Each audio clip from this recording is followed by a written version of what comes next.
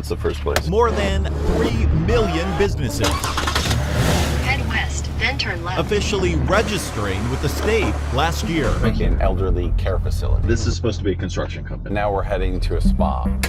But are all of them really open for business? Definitely doesn't look like elder care. Are they real at all? It's empty. And if they're not, Well, does it look like a construction company? who's really getting the business So you don't know this person at all? No. How you doing? Hello. in the She's end? never heard of They it. don't know what they're doing. They don't know. They're scared. They're scared. The scare for hundreds upon hundreds of people started here at the Secretary of State's official website. At BizFile Online, anyone can register a business, like an LLC or a corporation, for a small fee. Registering your business with the Secretary of State's office is the first step. The state says it's also the first step in security. Stronger protection from business identity theft and fraud. And on November 6, 2023, that is apparently what Thomas Andrusonis signed up for, taking the first step to incorporate Andrusonis Kitchen and Bath by strongly protecting and registering his business to a North Hills address. Does that look like a kitchen and bath? But when we went there, Let's do it. all we found was this home and confused homeowners. Is your name Andriusonis? Definitely no kitchen and bath place here. And when we went searching for Thomas Andrusonis himself, We go to this house where your business is supposed to be. we found more confusion, now coming from half a world away at his real home in the Netherlands. Do you do kitchens and bathrooms? No, I have no business relating to kitchens or baths. You don't do tile, you don't do design. Not at all. And it's not just So him. we have about 10 places we're going to. Yeah. Every registered builder we checked Okay, so this is a construction company as well. appeared to be a bust. Sitcon Construction. You never heard of it. She's never heard of it. Every registered senior center was nowhere to be seen. Kraewong? Elder Care? No, you don't know anything about that?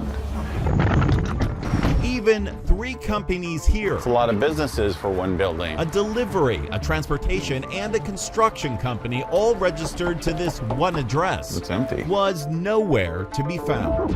So your company is hired to verify that these people are real people. Right. While doing that for banks, fraud investigator David Mayman discovered a new trend. Fake businesses, he says, that are all registered in California with one new thing in common. We find a lot of identities associated with former legal immigrants here in the United States. Legal immigrants like Thomas, most who came here for school or work temporarily, but then went back to their home You countries. have a real person with a real identity, with a real social security number, who potentially opened a new bank account, who's no longer here in the country. So for identity theft, this is really gold, isn't it? it's gold. And with those golden IDs, criminals, he says, created more than 800 fraudulent businesses last year alone, all centered here in Southern California, allowing them to do big financial damage. Once you have a business under your name, then the limits are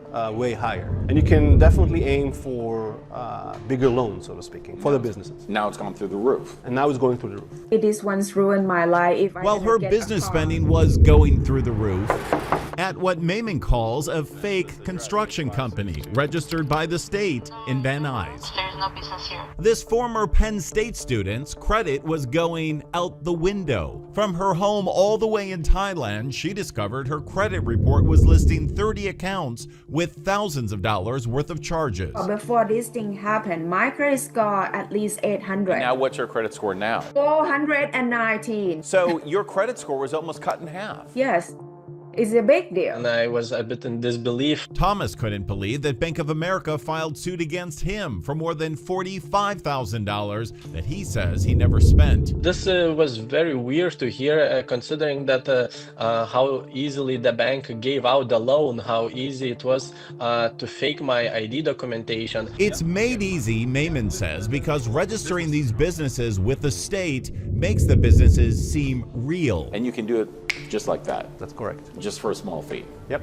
We started the process with just a few clicks and $70. So far, no questions asked, no verification required.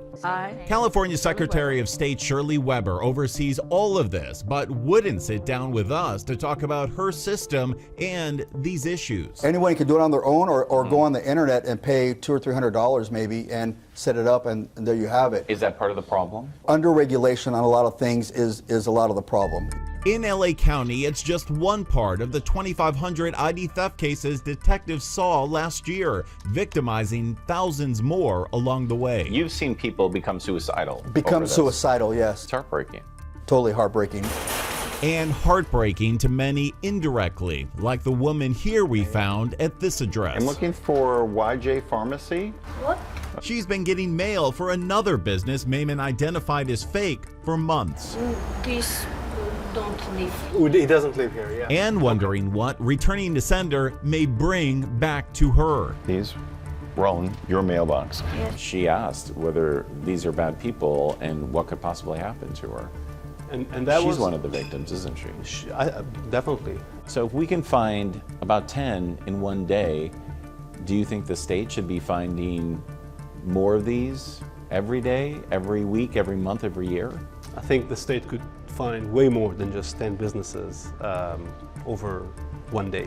But until they do, Sometimes I feel like I want to scream. I'm not entirely sure who to blame the most. victims worry what other businesses they may find We have a big problem. Yeah? down Okay, so it's this house right here. the road. I think it should be this one. It's bold.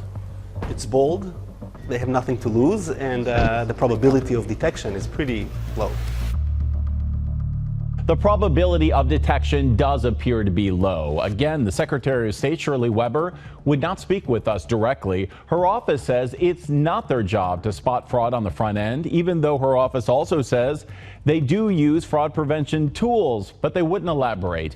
They say if you suspect your identity was unlawfully used to create a business, you can submit a form that will be attached to the business record, but that's a long way from having the business record itself removed. We did reach out to others like Bank of America, and they say in the wake of our investigation, they're now looking into dropping that $45,000 case against the man from the Netherlands. On this webpage, you can see the full interview of victims like him and an in-depth interview with LASD and its fraud prevention unit. Fraud investigator David Mayman is also a professor at Georgia State, and he's written a paper on this ID theft trend that he discovered, and you can read it here as well.